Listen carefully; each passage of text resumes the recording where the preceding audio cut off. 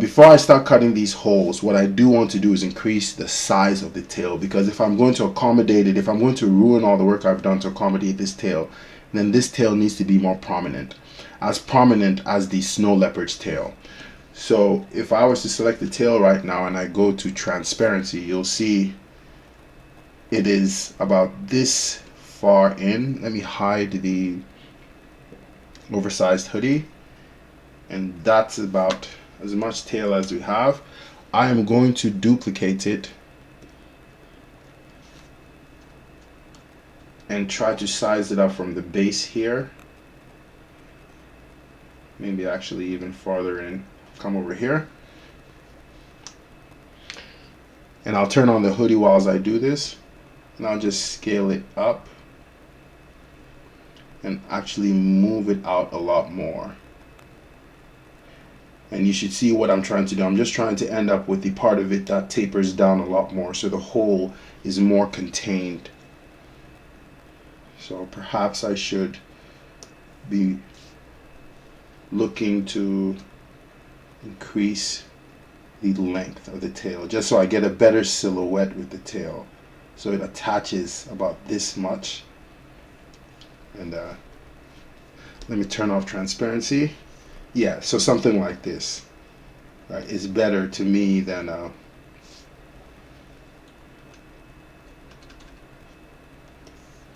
how close it was. So now it's going to be as prominent as her tail. Well, not as prominent as her tail, because her tail is really huge, but it's going to be a big part of this character's design now. It won't just be a small tail.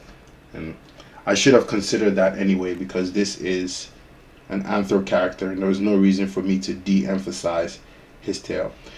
The good thing is that I can keep shaping it and possibly also increasing the size of that hole for as many times as I need to throughout the course of designing phase. So it doesn't necessarily have to be final. I can keep shaping it, but I just have to make sure I keep opening the gap that the tail is emanating from. So here I'm just going to shape it just a little bit, just so it has a better silhouette. Yeah, and it's looking a lot better now. It looks more like a teardrop. Alright, so I'm going to bring back the oversized hoodie, and now I have a better idea of where I'm going to make this cut and where I should expect to see the paneling on this thing. So in order to make these holes or these modifications to these hoodies, I'm going to use ZBrush's boolean feature.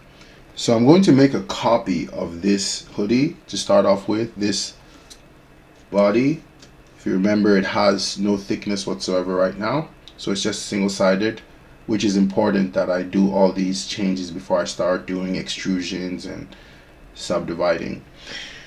So I'm going to make a copy of it, open this group, duplicate, and bring the copy, hold shift and click this button to get it out of the group.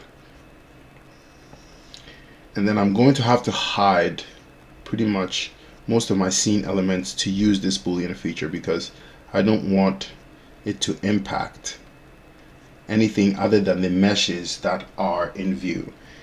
But for now I'm still going to keep the tail visible so I can know where I'm going to be doing this cut. So I'll append a cylinder, and I'll let the cylinder make its way up, well actually down, because it seems to be in the air. And in order to ensure that I have a perfect cylinder, I'm going to make sure I do group by normals to get this, and then I'm going to crease polygroups so that when I divide it I can smooth it out and get a nice perfect sphere and also sharp edges. I just feel safer with this perfect cylinder that has enough subdivisions. And I'm going to delete lower, and then I'm going to shift to rotate it and scale it down and try to position it so that it's right at the place that I want this cut. I'm going to turn on transparency and turn off perspective so I can get a better gauge. Try to find out a good place to position this thing. And the great thing about these live booleans is you can preview it for as long as you need to before committing to it. So that is really good. Alright, so with these two items active right now, I'm going to temporarily hide the body, turn off transparency, and I'm going to put them in a folder. Call it boolean temp. This is how I like to do my booleans. Alright, and now I have to go find the live boolean button. It's under render and it's render booleans. I usually have it on the shelf here, but it's good that we can navigate to exactly where it is in the menu. And I'm going to turn on live boolean right now. And now I have to come over here and pick one of these boolean operations to perform. So I picked the second one, which is a subtraction, and that is not entirely what I want. It actually is, but I realized that I may have to extrude it temporarily just to do this boolean function, and then I can lose the inner layer. So I'm going to go ahead and do that, and I'm also going to duplicate this folder because I'm going to do another thing with the boolean. I'm going to try to get a panel. I might try to get a panel, and I just want to make sure I have a separate folder to attempt that. I'm going to hide it temporarily. Alright, and just focus on this one. So what I'm going to do is I'm going to do a temporary extrusion, and I might be able to do this with boolean on. Alright, and I'm going to see if a temporary extrusion is going to allow the boolean tool to behave a lot better or do what I need it to do. So I'm going to do an extrude all polygons and push it in. Yeah, it wants a better subtractor. It wants the actual mesh to do the subtraction from. So you do have to extrude just to get the operation to perform correctly. Otherwise it'll treat a single-sided mesh horribly. Let me see if this is just an artifact that it's doing. Yeah, I think it's doing that because the normals are flipped. So I'm going to flip around, and now it should behave a lot better. Yeah, now it's doing what it's supposed to do. It's just subtracting that. So make sure you check your normals to make sure you're doing the right thing. And I am going to push it in a lot farther because I can see it's not in far enough, so it's producing a weird artifact. Alright, so with this visible, I'm going to turn on my tail just to see what I'm going to be receiving, and that's how big the hole is going to be. And now that I look at it, I think that might be too big, and I also think it's a little, shouldn't be, but feels like it's out of place. So I'm going to start scaling that cylinder down, and I'm also going to scale its width and move it around.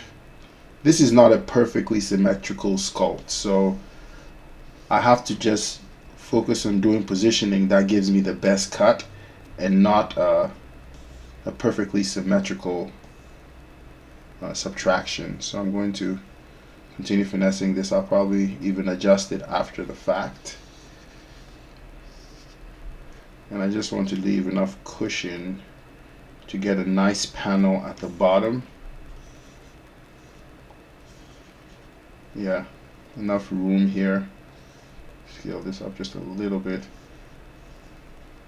Yeah, because I want all this bottom side here to be panel. All this. Yeah, I think this is okay. I think it fits the tail nicely. So now I'm going to hide the tail because you don't want other things in the scene while you're trying to compute this boolean. So I'm going to hide the tail, and I'm going to go down here to the boolean menu, and I'm going to say with the body of the hoodie selected, I'm going to go make boolean. Okay, so it's done, and I'm going to hide this because we're done with it. and then I'm going to append the result. It sticks the result somewhere in here, and there it is. So that's the final version with the hole for the tail, and it didn't break my mesh. But now it's important that with this version I lose my inner layer, because I don't really have to. I could just keep it, but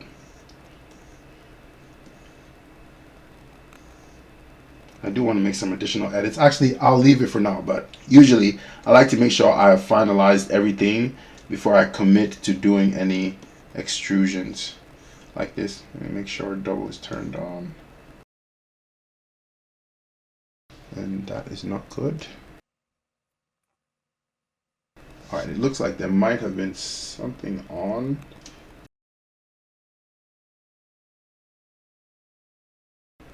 Okay, there was nothing on, but my extrusion did cause problems, as you can see, right? And the boolean doesn't like it. It doesn't like that it had a nasty mesh. So because of all these aggressive folds that I have, my extrusion did something where it's penetrating itself, and for some reason the boolean processed that as me wanting to cut into these inner penetrations, and that is wrong.